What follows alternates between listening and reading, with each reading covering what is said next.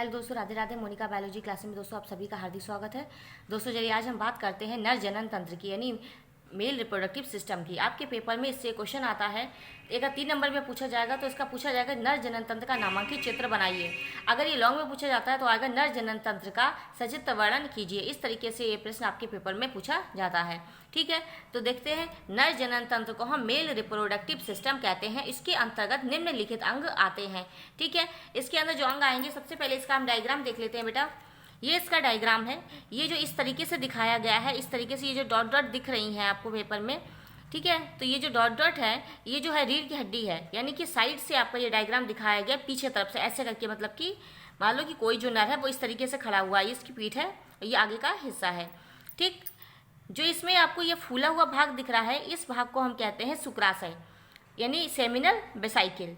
ठीक, तो फूले हुए भाग को क्या कहेंगे? शुक्राशय यानी सेमिनल वेसाइकिल। ये जो हिस्सा है गोल वाला बीच में, इसे हम कहते हैं मूत्राशय यानी यूरिनरी ब्लैडर। ये जो पतली ट्यूब यानी नली है, इसे नली को हम कहते हैं शुक्रवाहिनी यानी बास डिफरेंस। और ये जो बाहर का भाग होता है इसे हम कहते हैं पेनिस यानी शिश्न। और ये जो अंदर ट्यूब पड़ी हुई है इसे हम कहते हैं मूत्र मार्ग यानी यूरिथ्रा है। और ये बाहर की जो अंडाकार भाग होता है, जो बहुत ही सॉफ्ट होता है, इस भाग को हम कहते हैं वृषण। ठीक है, और ये जो थैली जैसी, इसे हम कहेंगे वृषण कोश यानी स्क्रोटम। ठीक, इसके ऊपर खोल चढ़ा हुआ है, इसे हम कहते हैं वृषण खोल। बेटा ये जो आपको अंदर दिखाई पड़ रही है एक छोटी सी, इसे हम कहते हैं ग्रंथि, एक प्रोस्टेट ग्रंथि। मेल में क्या होती है? नर में एक ग्रंथि होती है जिसे हम कहते हैं प्रोस्टेट ग्रंथि।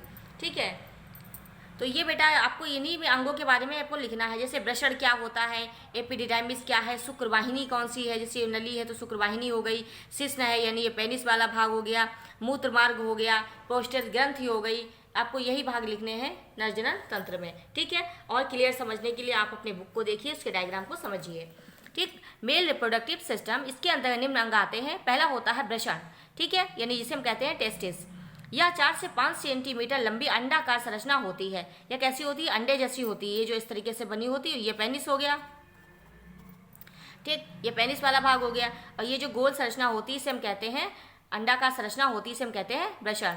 ये भ्रूण अवस्था में वृक्कों के समीप स्थित होते हैं, यानी जब भ्रूण अवस्था में बच्चा बन रहा होता है, भ्रूण अवस्था में होता है, तो उस समय तो ये किडनी के पास होते हैं, लेकिन वयस्क होने पर ये क्या होते हैं? उदर गुहा के बाहर वृषण कोश में स्थित होते हैं। वृषण कोश के अंदर ये इस तरीके से वृषण कोश के अंदर वृषण आ जाते हैं, इसे हम कहते हैं वृषण यानी टेस्टिस। अगला भाग होता है एपिडिडाइमिस। यह पतली लंबी नलिका होती है, यह वृषण से निकलती है। अब वृषण के अंदर क्या होता है? एक पतली नलिका निकलती है, इस ट्यूब को हम कहते हैं एपिडिडाइमिस। तीसरी नलिका हो गई शुक्रवाहिनी। वृषण, एपिडिडाइमिस, तीसरा अंग हो गया शुक्रवाहिनी। आपको पतली ट्यूब मैंने दिखाई थी अभी पेपर में कि यह जो पतली नलिका इस तरीके से आ रही है, इसे हमने क्या कहा है? शुक्रवाहिनी। क्या कहते हैं बेटा? शुक्रवाहिनी। यह वृषण नाल से होकर उदर गुहा में पहुंचकर मूत्र मार्ग में खुलती है, यानी ये इस तरीके से ऐसे घूम के ऐसे बाहर अंदर से घूम के आती है और जहाँ पर मूत्राशय होता है मूत्र मार्ग में आके खुल जाती है। ठीक है, यह मूत्र मार्ग में खुलती है। शुक्रवाहिनी का जो अंतिम छोर होता है, फूला हुआ होता है, उसे हम कहते हैं तुम्बिका। ठीक, शुक्रवाहिनी के फूले हुए भाग को हम कहते हैं तुम्बिका।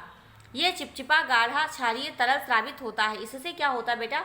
जो चिपचिपा पानी जैसा जो पदार्थ होता है अंदर से जो निकलता है, उसे हम बेटा क्या करते हैं? इसी से शुक्रवाहिनी से ही निकलता है, जो कि शुक्राणुओं के साथ मिलकर वीर्य यानी सीमन बना लेता है। ठीक, ये होती है बेटा शुक्रवाहिनी। अगला भाग है मूत्र मार्ग, यूरिथ्रा। यह मूत्राशय से, यानी कि मूत्राशय जो थैली होती है, पेशाब वाली थैली होती है, वो मूत्राशय से प्रारंभ होकर पेनिस में, यानी कि वही शिश्न, जो शिश्न होता है इस तरीके से, यह मूत्राशय से प्रारंभ होकर शिश्न के शिखर पर जो मूत्रोजनन छिद्र होता है उसके द्वारा बाहर खुलती है। अब ये नली अंदर ऐसे करके नली अंदर आई और ये यहाँ पे छेद के द्वारा ही बाहर खुलेगी। ठीक, ये होता है मूत्र मार्ग। तो कौन कौन से भाग हो गए थे बेटा? पहला था वृषण, एपिडिडाइमिस, शुक्रवाहिनी और मूत्र मार्ग। ठीक, मूत्र मार्ग के बाद में और कौन सा भाग आ गया है? शिश्न यानी पेनिस। पेनिस क्या होता है?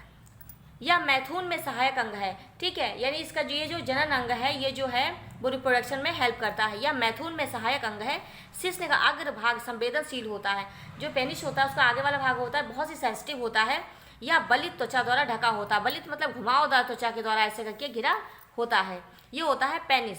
इसके अलावा सहायक ग्रंथियाँ, जो नर जनन तंत्र में कुछ सहायक ग्रंथियाँ होती हैं जिनसे कुछ हार्मोन्स निकलते हैं, कुछ एंजाइम्स निकलते हैं, वो कौन कौन सी ग्रंथियाँ होती हैं? देखिए, पहली होती है शुक्राशय। शुक्राशय मैंने बताया था आपको सेमिनल वेसाइकिल, या फूला हुआ पीछे को जो भाग बताया था, दिखाया था, उसे हम कहते हैं शुक्राशय यानी सेमिनल वेसाइकिल। या मूत्राशय के आधार भाग से लगी हुई लंबी थैली नुमा संरचना होती है, या मूत्राशय के आधार वाला जो भाग होता है वहां पे थैली नुमा संरचना होती है, उसे हम कहते हैं शुक्राशय। इससे क्षारीय चिपचिपा तरल स्रावित होता है जो शुक्राणुओं को सक्रिय रखता है। इससे एक तरीके का चिपचिपा तरल निकलता रहता है जो कि शुक्राणुओं को सक्रिय रखता है, या शुक्राणुओं के साथ मिलकर वीर्य बना लेता है यानी सीमन बनाता है। ठीक है, ये होता है शुक्राशय यानी थैली नुमा संरचना को हम कहते हैं शुक्राशय। एक अगली ग्रंथियां कुछ होती है, बताया था आपको प्रोस्टेट ग्रंथि। जो पीछे की जो ग्रंथि होती है, आपने डायग्राम में देखा था, यहाँ पे जो ग्रंथि है यह होगी प्रोस्टेट ग्रंथि।